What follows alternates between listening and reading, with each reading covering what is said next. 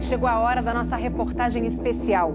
Há 30 anos, objetos voadores não identificados foram perseguidos por aviões caça da Força Aérea Brasileira nas áreas de São Paulo e do Rio de Janeiro. Você vai conhecer agora gravações inéditas desse episódio, que ficou conhecido como a Noite Oficial dos OVNIs. Foi assim que o Fantástico deu a notícia.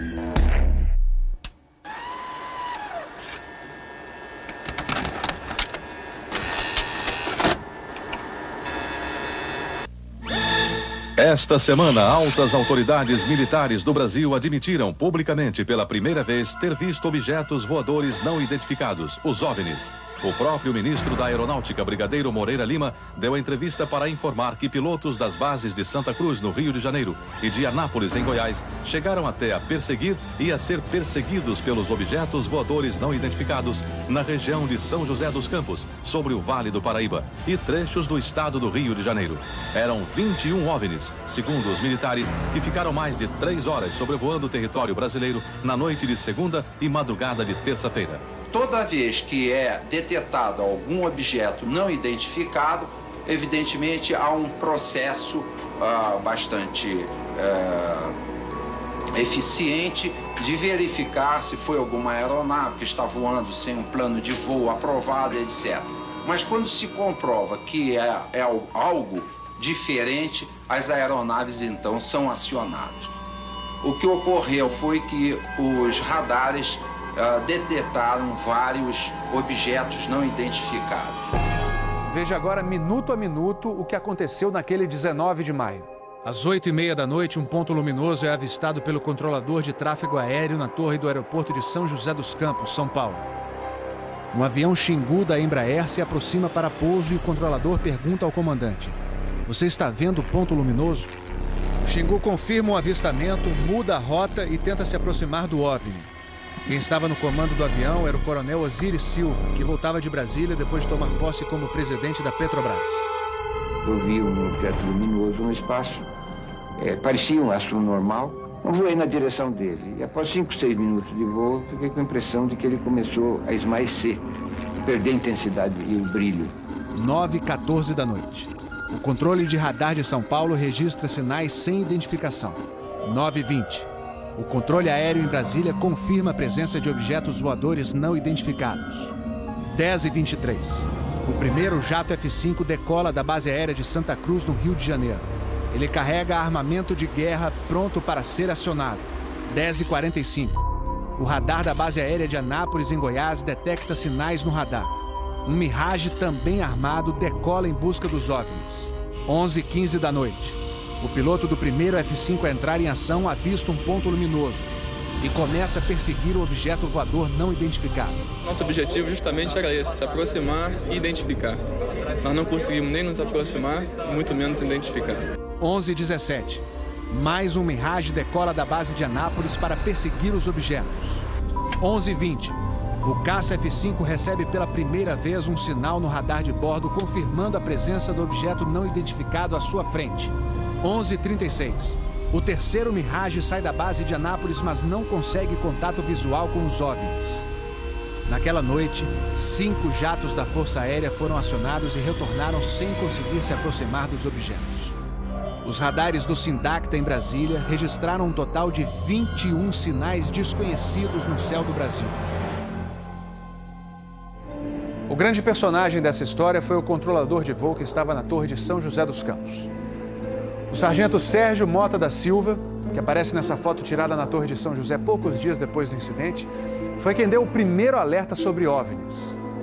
30 anos depois, Sérgio, que hoje é controlador de voo civil, deu a primeira entrevista para uma TV.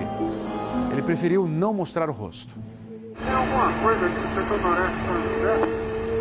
Um farolzinho por lá? Eu estou olhando bem, o bicho está parado. Não sobe nem desce, nem vai para a esquerda nem para a direita. Está paradinho lá. Estou olhando, não é estrela não, é um farol. A olho nu parecia um avião. Quando coloquei no binóculo para observar, é que eu vi que ele era extremamente cintilante, multicolorido. Tinha vermelho, azul, branco, lilás, um monte de cores, com uma certa predominância do laranja, mas ele era muito bonito. O controlador pediu ao avião Xingu para tentar avistar o objeto. Eu expliquei a ele onde estava o objeto, pedi a ele que se ele tivesse avistamento, ele me informasse. Permanece com ele à vista? Assim, temos a ponta vista. Esse bem visível, poderia descrevê-lo? É uma estrela grande. Estrela grande e bem vermelha. Entendido, grande e bem vermelha. Controle de São Paulo será alertado. O controlador em São José dos Campos avisa ao controle São Paulo que o Xingu está perseguindo o OVNI. Positivo. Ele está perseguindo o troço. Está perseguindo o troço? Tá indo atrás. Sério, tá indo. Controle. Tá vendo? Próximo de São Paulo, já da região do radar, esse objeto simplesmente desapareceu do radar. O Xingu também perdeu contato visual com ele. O avião Xingu abandonou a perseguição e pousou em São José dos Campos. Pouco depois, o controlador da Torre de São José alertou o controle São Paulo. Outros OVNIs estavam aparecendo no céu. Estou vendo 3 agora. São 3 luzes. Mas parecem estrelas. Mas o radar não pega estrelas. O que é isso? Você observa alguma mudança de cor, alguma coisa? Hoje inteiro. Aí movimento, né? Rapaz, eu não sei. Pra mim, olha, aqui tá parecendo uma estrela. Mas só que muda de cor bonita, rapaz. Tá vermelho, amarelo, branco. Tá dando um monte de coisa. Pô, tão barato isso aqui. Deve ter uns cards por aqui já pelas fotos que eu tô fazendo aqui. Ainda bem que vocês estão vendo também, senão eu ia pensar que eu tô ficando doido. Porra, rapaz, tô arrepiado, meu irmão. Só 2 pontos brancos afastados mais baixos. Estão entrando no alinhamento da pista, além da cidade. Tem 2 altos aqui no alinhamento da pista e tem mais uns 2 ou 3 embaixo, do outro baixo agora. Continuam se movimentando. Coisa linda, meu irmão. Pô, tá ficando bom esse negócio, viu? Tá ficando bom, né? O controlador Sérgio Mota da Silva faz uma revelação surpreendente. Ele tentou fazer contato com os OVNIs usando as luzes de balizamento da pista de pouso.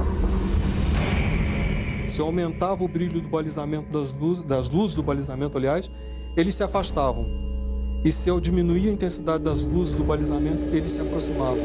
Pareciam responder de modo inteligente aos sinais que eu fazia com as luzes da pista de pouso e decolagem.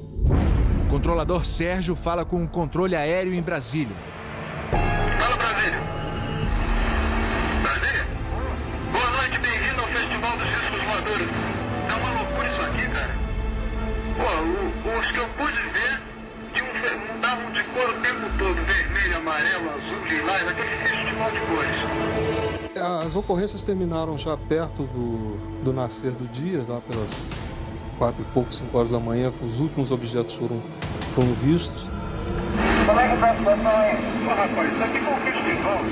E agora, como é que tá? Agora não sei o que ver mais não. Você não informa nada. Positivo. Mas você não viu nada, não está avisado. Positivo. O Fantástico também teve acesso às gravações das conversas entre os pilotos e a defesa aérea. Um desses pilotos era o capitão Armindo de Souza Viriato. Veja agora como foi que ele perseguiu um OVNI, com armamento pronto para ser usado. Eu tenho contato. Confirma? Estou em contato. Prossiga nesse contato, caçador. 7. Caçador passando a Rojão. 7. Caçador passando a Rojão. No código dos pilotos, isso quer dizer que o caçador, o avião caça, entrou na situação Rojão. O míssil está pronto para disparar. Prossiga nesse contato. Bom, tem Judite agora. 7. Judite significa que o alvo está no radar. Ou seja, o piloto pode atirar se for autorizado pela defesa aérea. Mas neste momento, o alvo se afasta em alta velocidade. Está aumentando. Aumentando a distância, confirma. Afirmativo. A distância está aumentando de novo, aqui. 7. Aumentando rápido, né? Comportamento muito estranho, ok? O capitão Viriato falou sobre a incrível velocidade dos OVNIs numa entrevista ao Fantástico. Essa aceleração, o radar de Brasília chegou a pegar na época de defesa aérea, deu aproximadamente Mach 15. Isso aí daria em torno de 15 mil km por hora. 15.000 quilômetros por hora é uma velocidade muito acima dos jatos mais rápidos do mundo, que chegam no máximo a 4.000 quilômetros por hora. Um documento confidencial do Comando de Defesa Aérea de junho de 1986 concluiu: os objetos produziram ecos nos radares do sistema de defesa e também nos jatos que perseguiram os OVNIs. Houve contato visual dos pilotos. Os objetos atingiram velocidades supersônicas e mostraram capacidade de acelerar e desacelerar de modo brusco.